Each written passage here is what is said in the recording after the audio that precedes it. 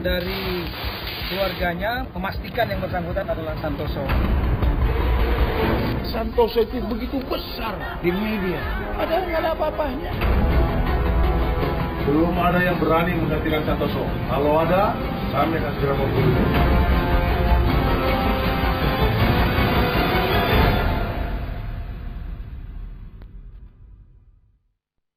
Santoso diburu karena telah menebar sejumlah teror di wilayah Poso, Sulawesi Tengah, dan Operasi Tinombala telah menunaikan tugasnya.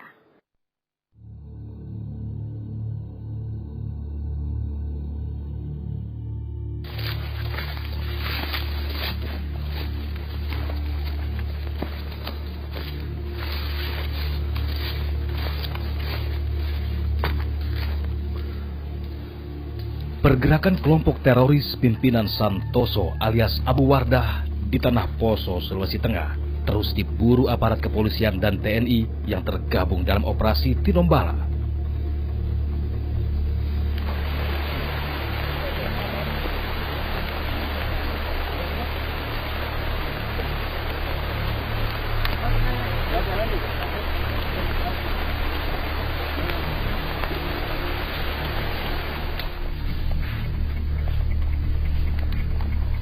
Hamparan pegunungan Napu ini terus dirangsek Satgas Tinombala untuk mempersempit pergerakan kelompok Santoso.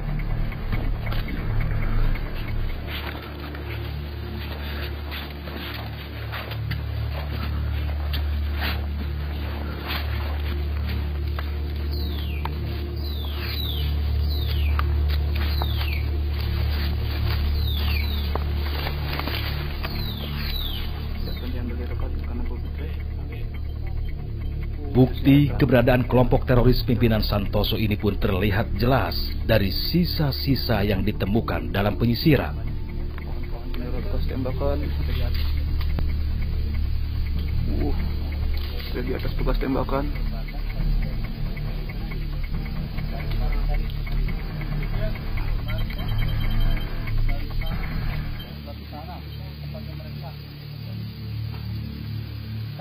Itu DB. Barang bukti M14. Proses penghancuran tenda. Orange star. Beberapa pucuk senjata api dan bom lontong ditemukan dari sejumlah tenda yang berada di dalam hutan ini. Jejak Santoso dan kelompoknya pun terendus.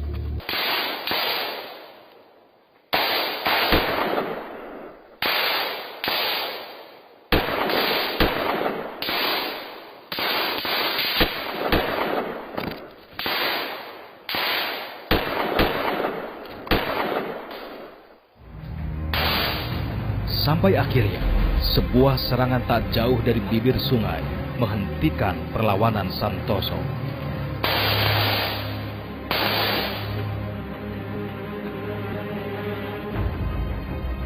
Dua kantung mayat ini berisi jasad Santoso dan Mukhtar, kaki tangannya. Keduanya tewas dalam kontak senjata dengan Satgas Tinombala di pegunungan Desa Tambarana, Kecamatan Poso, Pesisir Utara, Senin 18 Juli 2016 lalu. Selanjutnya, kedua jenazah kelompok teroris ini pun dievakuasi ke Rumah Sakit Bayangkara, Palu.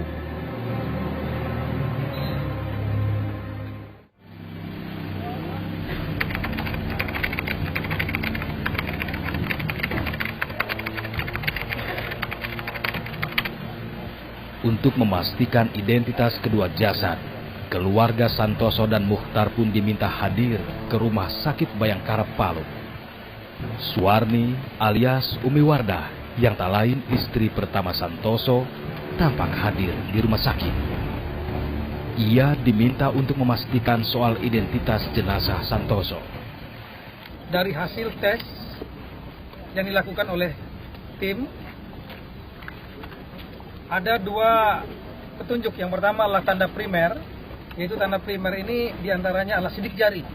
Ini kita tahu bahwa kemungkinan sidik jari itu adalah salah atau bias, itu kecil sekali. Sidik jari menunjukkan bahwa yang bersangkutan identik dengan data pada saat yang bersangkutan tahun 2005 pernah ditangkap dan ditahan di Polda ini juga dalam kasus perampokan di Sausu, perampokan mobil box. Kemudian pada saat itu juga pada saat penangkapan di Malino itu, Pegunungan Malino, perbatasan Ampana dan Morowali, yang bersangkutan tertembak pahanya, itu masih ada bekasnya. Itu adalah tanda sekunder. Di samping itu ada tanda tai lalat. Dan dari keluarganya maupun saksi-saksi lain, orang tua yang mengenali, memastikan yang bersangkutan adalah Santoso. Selain itu, Ismail, kakak kandung Muchtar, juga tampak hadir di rumah sakit.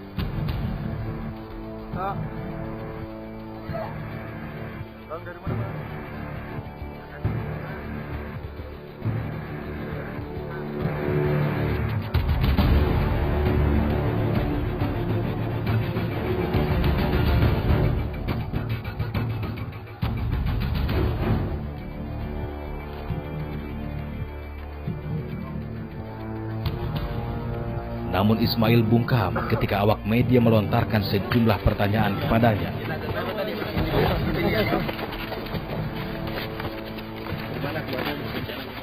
Boleh dong mas, dikit mas.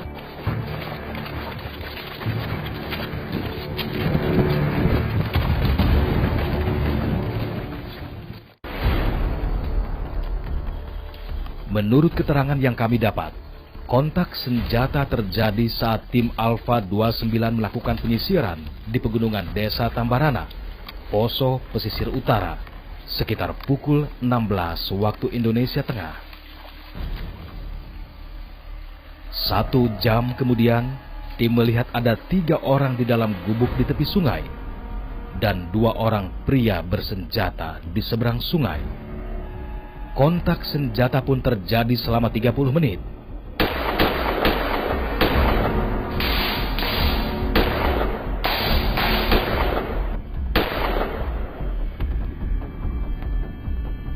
Tiga orang yang berada di dalam gubuk, terdiri dari 2 wanita dan 1 pria, berhasil meloloskan diri. Usai kontak senjata sekitar pukul 17:32 waktu Indonesia Tengah, tim Alfa 29 menemukan 2 sosok mayat yang belakangan diketahui Santoso dan Muchtar. Santoso tewas dengan 3 luka tembak, 2 di bagian perut dan 1 di bagian punggung. Sedangkan Muchtar tewas dengan luka tembak di bagian kepala. Kuat dugaan, 2 wanita yang melarikan diri bersama seorang pria itu adalah Jumiatun Muslim alias Umi Delima alias Bunga, istri Santoso, dan Nurmi Usman alias Oma, istri dari Basri, tangan kanan Santoso. Memang selama ini diketahui ada 3 wanita yang ikut berjuang di dalam hutan.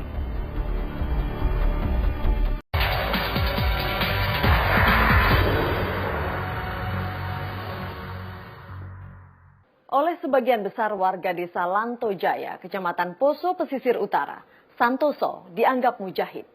Ribuan warga turun ke jalan untuk mengiringi pemakaman jenazahnya. Seperti apa suasana pemakaman orang yang paling dicari di negeri ini? Berikut liputannya.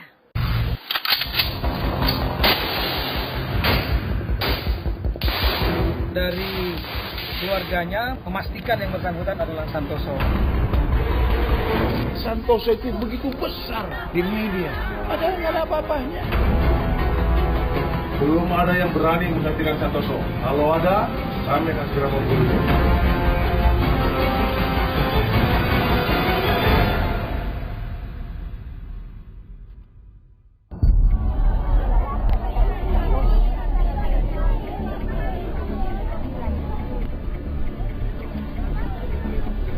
Proses pemakaman Santoso dipimpin langsung oleh Ustadz Adnan Arsyal, tokoh masyarakat Poso. Kita semua menuju kepada satu bentuk kematian. Ratusan pelayat nampak mengiringi jenazah Muchtar hingga ke pemakaman.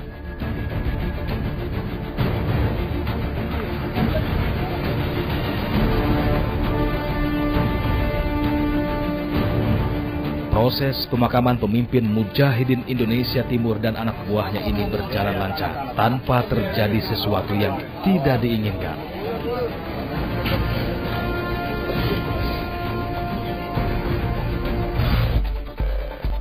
Santoso alias Abu Wardah, pemimpin Mujahidin Indonesia Timur ini sudah lama menjadi buruan polisi.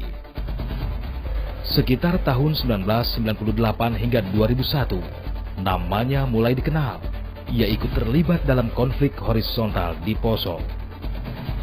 Santoso terlahir dari pasangan suami istri almarhum Irsan dan Rumia pada 21 Agustus 1976 di Tentena, Poso. Kedua orang tuanya berasal dari desa Adipuro, Magelang, Jawa Tengah. Dan pada tahun 1970, mereka pindah ke wilayah Poso karena ikut program transmigrasi. Pada tahun 2006 lalu, Santoso ditangkap atas kasus perampokan di kota Poso. Setelah keluar dari penjara, Santoso sempat berhenti menjadi militan, kemudian beralih profesi sebagai pedagang parang, peralatan masak, serta pakaian. Santoso alias Abu Wardah kemudian mendirikan Jamaah Ansarut Tauhid atau JAT pada tahun 2010. 2 tahun kemudian, Santoso menjadi pimpinan kelompok Mujahidin Indonesia Timur. Selanjutnya ia berbaiat ke Islamic State of Iraq and Syria atau ISIS pada tahun 2014. Kiprahnya pun berakhir pada 18 Juli 2016. Ia tewas dalam kontak senjata dengan tim Satgas Tinombala yang memburunya. Saya harapkan para DPO segera menyerahkan diri karena operasi Tinombala tetap dilanjutkan sampai dengan berhasil menangkap mereka semua. Selama pergerakannya di tanah Poso, Santoso alias Abu Wardah dan kelompoknya kerap menebar teror.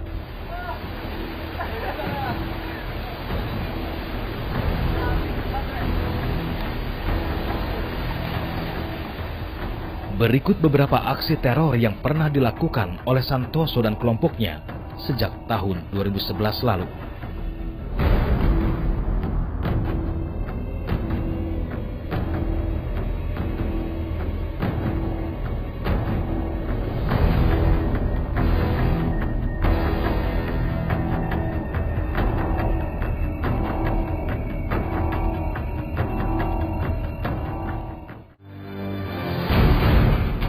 Inilah sejumlah barang bukti yang berhasil disita tim Satgas Tinombala saat kontak senjata dengan Santoso terjadi.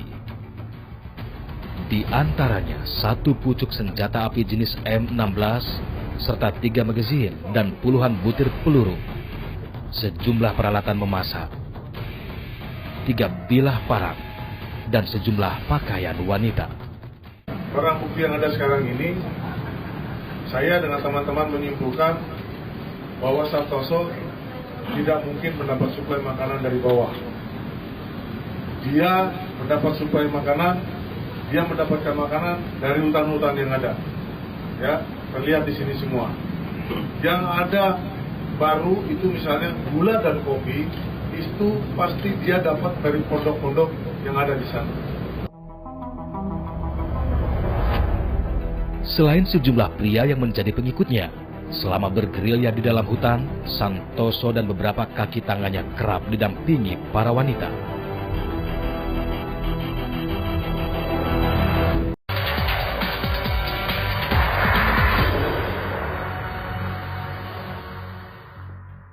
Ada 3 orang akhwat atau wanita yang selalu menemani pergerakan Santoso dan kelompoknya di dalam hutan. Salah satunya adalah Jumiatun Muslim alias Umi Delima, istri kedua Santoso, yang beberapa waktu lalu berhasil ditangkap. Lalu siapa 2 akhwat lainnya yang masih bergerilya? Kami memiliki gambar-gambar aktivitas mereka selama di dalam hutan.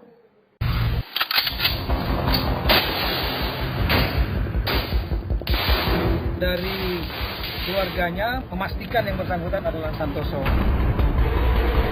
Santoso itu begitu besar di media, padahal nggak ada apa-apanya. Belum ada yang berani menggantikan Santoso. Kalau ada, kami akan segera membunuhnya.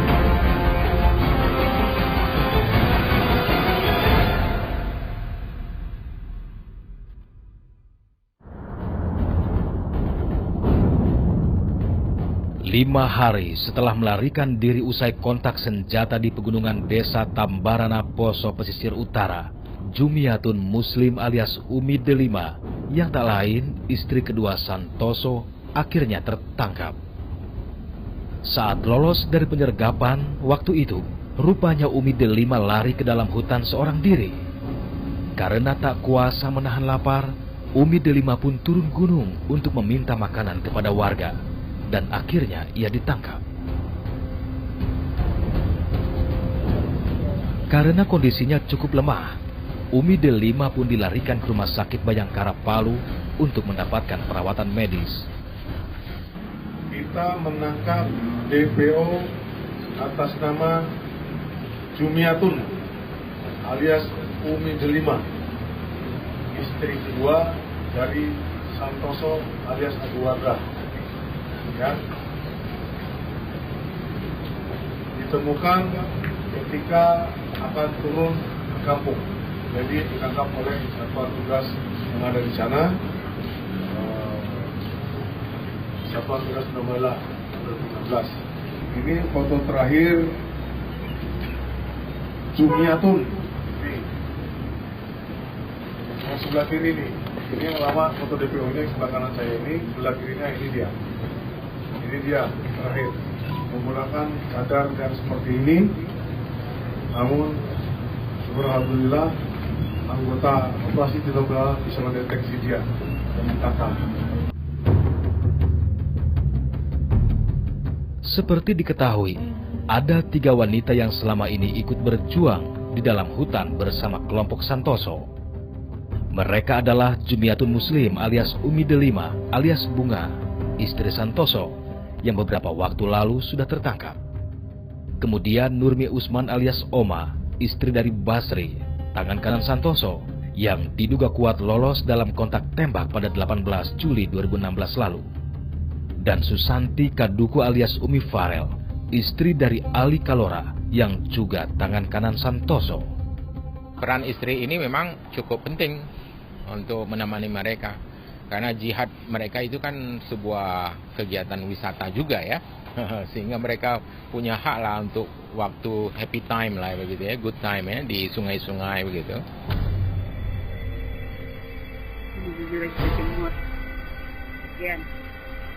Dalam video amatir yang kami dapat, nampak Susanti Kaduku sedang mengerjakan kewajibannya sebagai seorang istri.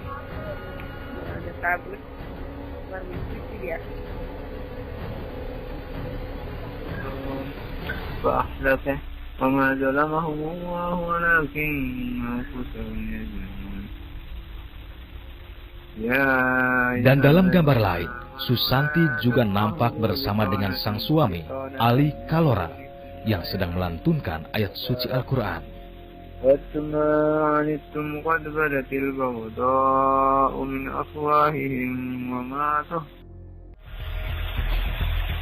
Salah satu akhwat atau wanita juga nampak sedang mengambil air untuk keperluan sehari-hari di dalam hutan.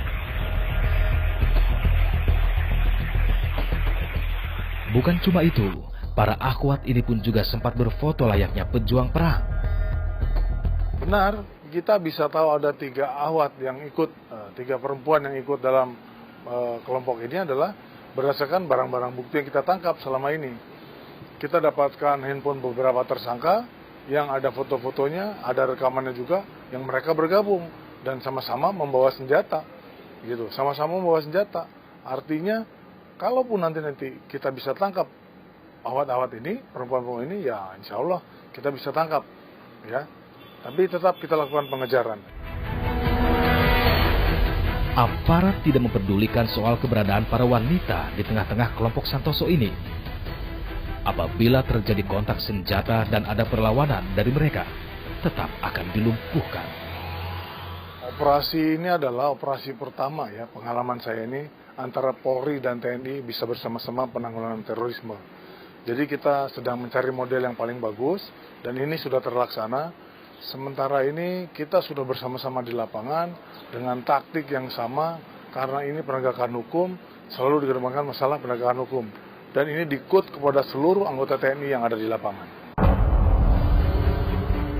Rupanya keberadaan para wanita di tengah hutan ini malah menimbulkan perpecahan di dalam kelompok Santoso. Setidaknya pernyataan ini keluar langsung dari mulut dua anggota kelompok Santoso yang sebelumnya sudah diringkus oleh Satgas Tinombala.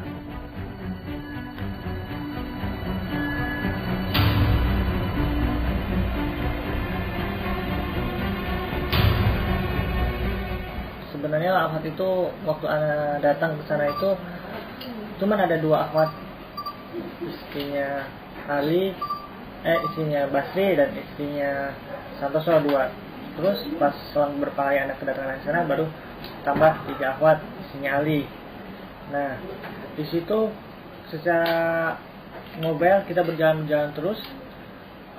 Akhwat itu kita ini perjuangan pergerakan kita itu terhalang itu, maksudnya tidak leluasa ya untuk akhwat di dalam kelompok Santoso.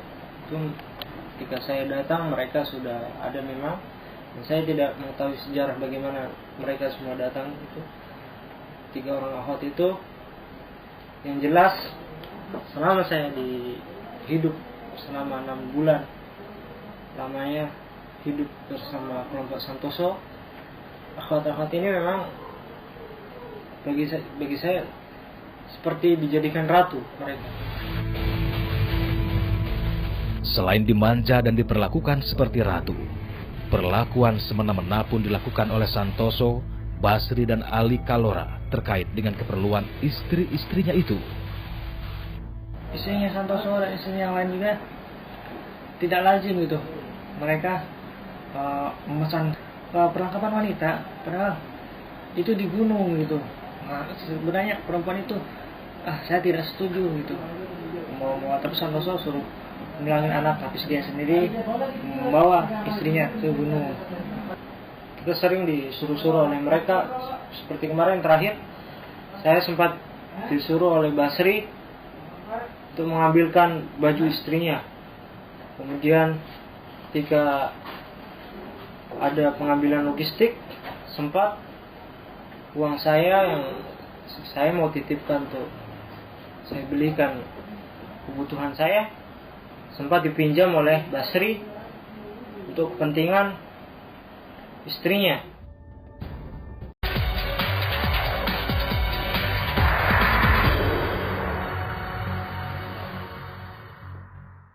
Pergerakan Santoso lahir setelah terjadinya konflik horizontal di Tanah Poso.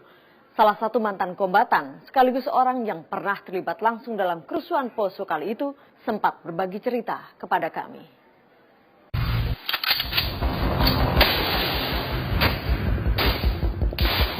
Dari keluarganya memastikan yang bersangkutan adalah Santoso. Santoso itu begitu besar di media, padahal nggak ada apa-apanya. Belum ada yang berani menggantikan Santoso. Kalau ada, kami akan segera memburu.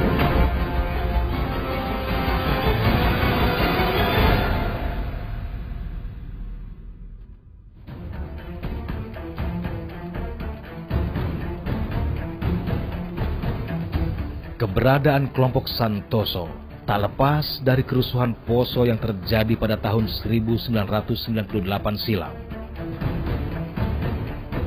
Konflik SARA yang terjadi pada saat itu banyak menimbulkan korban jiwa dan kerugian harta benda. Dengan kata lain, Kabupaten Poso yang damai berubah menjadi kota yang cukup mengerikan, penuh teror dan ceceran darah. Masyarakat Poso sendiri sudah dewasa, saya katakan sudah dewasa. Kalau dulu di tahun 98, tahun 2000, 2001, kalau terjadi ada masalah gangguan masyarakat, baik di mana saja, itu masyarakat juga ikut resah, ikut terus ribut, ya, membuat gerakan-gerakan di jalan dan sebagainya. Apalagi terus pukul-pukul tiang listrik ya pada saat itu. Tapi sekarang sudah tidak. Jadi kalau ada kegiatan operasi yang dilakukan oleh aparat keamanan, masyarakat Poso sudah tidak seperti dulu lagi ya. Konflik Poso memang telah berakhir dengan adanya deklarasi Malino. Dan menurut Wakil Bupati Poso, pada dasarnya masyarakat Poso sudah mulai bisa memahami efek dari sebuah konflik yang berkepanjangan. Penilaian saudara-saudara kita dari pihak luar, mungkin dari daerah-daerah lain, sehingga kesannya Poso itu menyeramkan dan sebagainya. Padahal tidak demikian. Ya. Kalau menurut kami, masyarakat Poso justru orangnya santun, ya. Sebenarnya orangnya sangat mengerti, ya, saling menghargai. Bahkan kejadian-kejadian yang di Poso sendiri hampir kalau sesama masyarakat benturan-benturan perkelahian antar warga itu hampir tidak ada.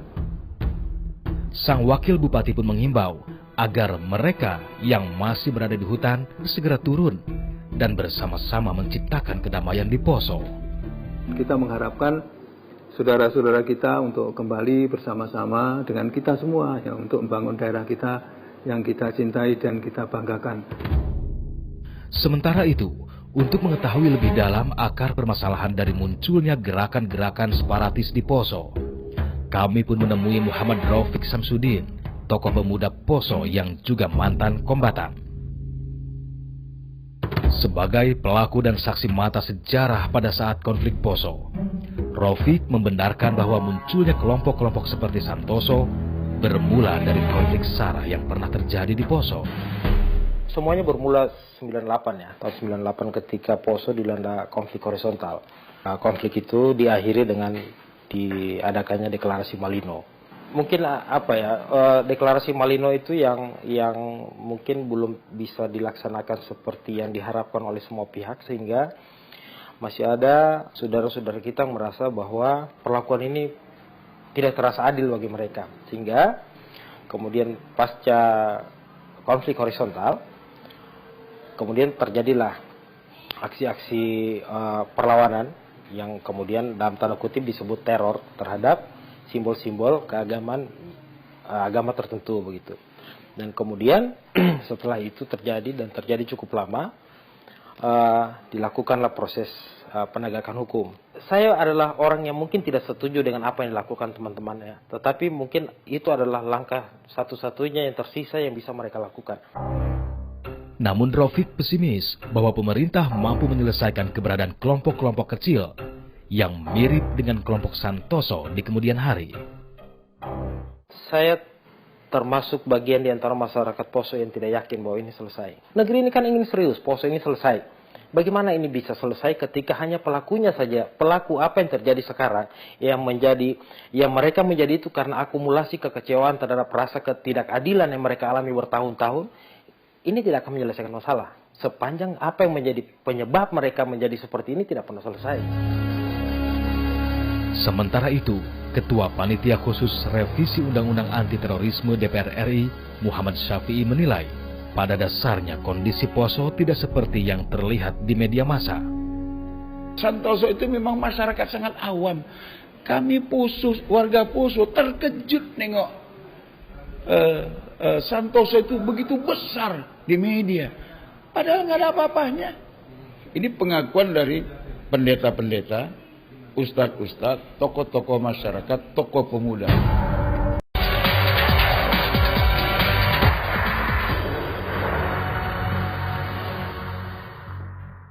Santoso alias Abu Wardah kini sudah tewas. Namun bukan berarti perburuan terhadap kelompok Mujahidin Indonesia Timur ini berakhir. Masih ada dua nama yang digadang-gadang akan menggantikan posisi Santoso. Siapa saja mereka? Kami memiliki ceritanya.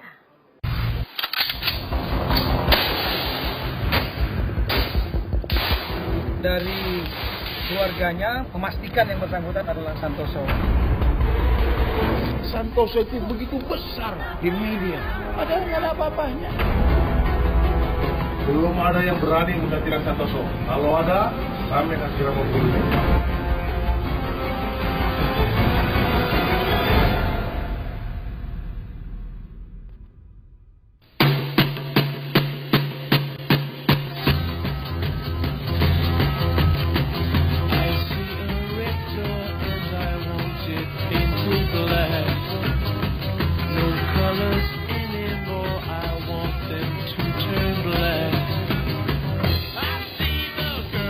Perburuan terhadap kelompok Santoso memang sudah dilakukan sejak lama oleh aparat penegak hukum negeri ini.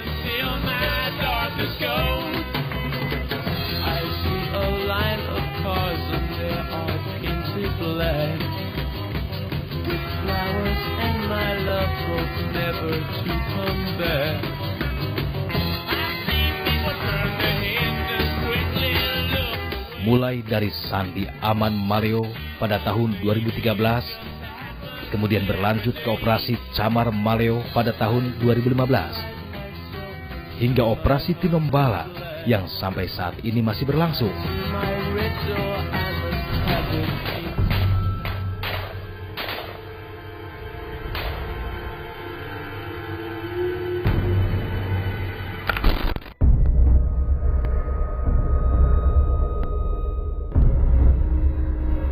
Di pegunungan Napu inilah kelompok Santoso bergerilya serta bersembunyi dari kejaran aparat kepolisian dan TNI yang tergabung dalam Satgas Tinombala.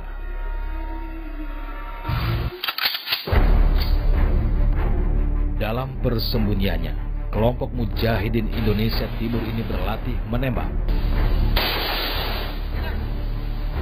Nembak safety map.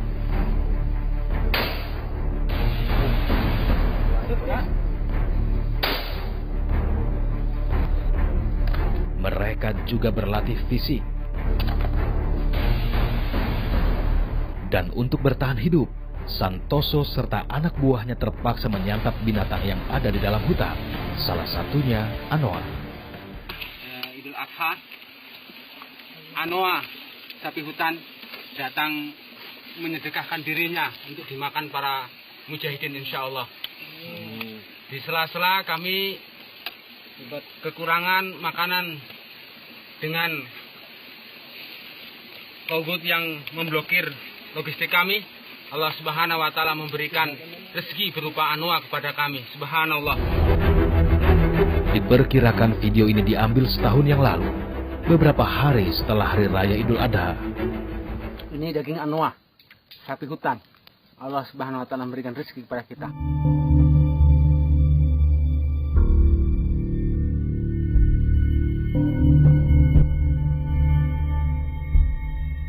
Sejak digelarnya operasi Tinombala pada 10 Januari 2016, posisi Santoso terus terjepit.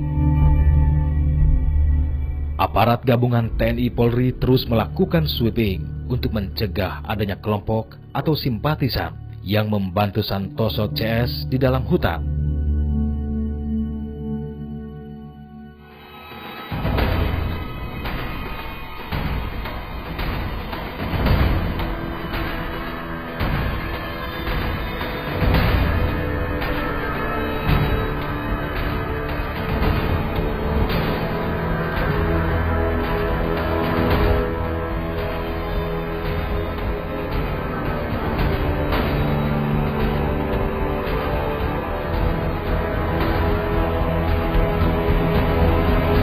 Kelompok Santoso juga dikabarkan pecah menjadi beberapa kelompok kecil.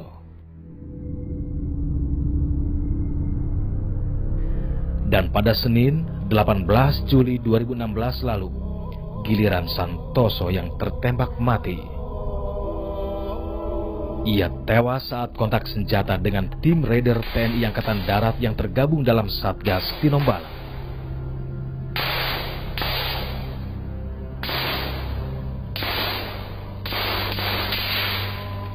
Kelompok ini kan menggunakan taktik juga. Selama ini kita melakukan pengajaran dan pengepungan terhadap mereka.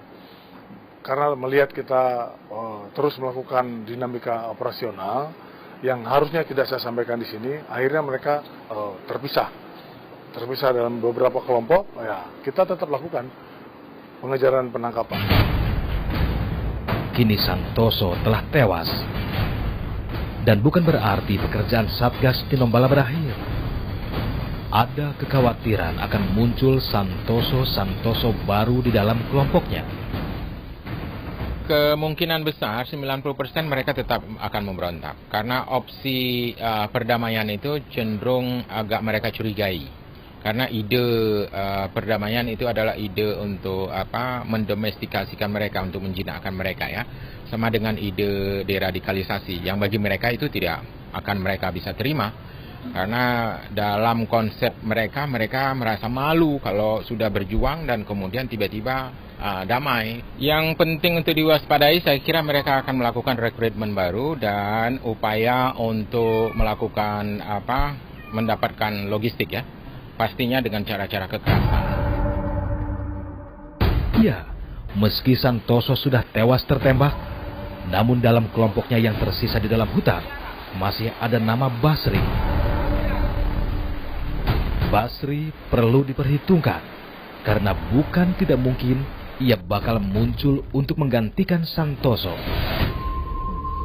Ada pula nama Ali Kalora. Meski perannya tidak sebesar Basri, namun Ali Kalora juga perlu jadi perhatian khusus. Tidak ada pengganti Santoso. Belum ada yang berani menggantikan Santoso. Kalau ada, kami akan segera membunuhnya. Santoso tetaplah pelaku kejahatan yang telah mengganggu keamanan negara, membunuh, merampok, dan menebar aksi teror. Jadi sudah kewajiban negara melindungi warganya yang merasa terancam dari segala bentuk teror. Demikian menyingkap tabir kali ini. Sampai jumpa pekan depan.